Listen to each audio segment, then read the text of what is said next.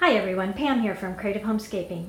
In today's short video, I am going to show you what the living room looks like now that the flooring project is all done. I hope you like it. So in this first scene, I'm showing you the living room after we've started to load everything in.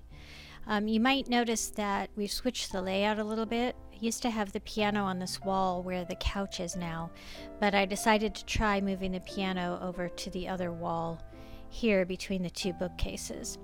And then I am probably going to have to move those pictures so they're centered over the couch.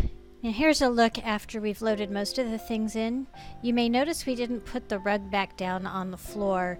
The reason for that is when we pulled it up off the old floor, we noticed that the backing had started to disintegrate. There's Teddy helping me. So we didn't want to put a rug back in that was disintegrating, so we're going to have to get another area rug to try to anchor the space at some point. And then we moved these two red chairs in from our family room because they seem to fit in this room a little better. They're kind of large. So that's it. Let me know in the comments down below if you have ever taken on a flooring project like this. And if so, if you enjoyed doing it, if you found it hard, would you ever try it if you haven't tried it? Let me know.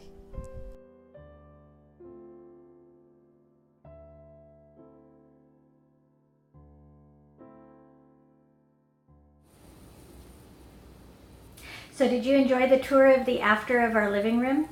It was a big project. It took us about 2 weeks to complete, about a week for the demolition, and then about a week to lay down the floor and put the baseboards back into place. But we are very happy with how it turned out. If you did like it, please give me a thumbs up. And if you're new to my channel, I hope you'll consider subscribing by clicking the subscribe button down below. I post several videos a week on how to creatively manage and decorate your home. Thanks for watching again, and I look forward to seeing you next time. Take care.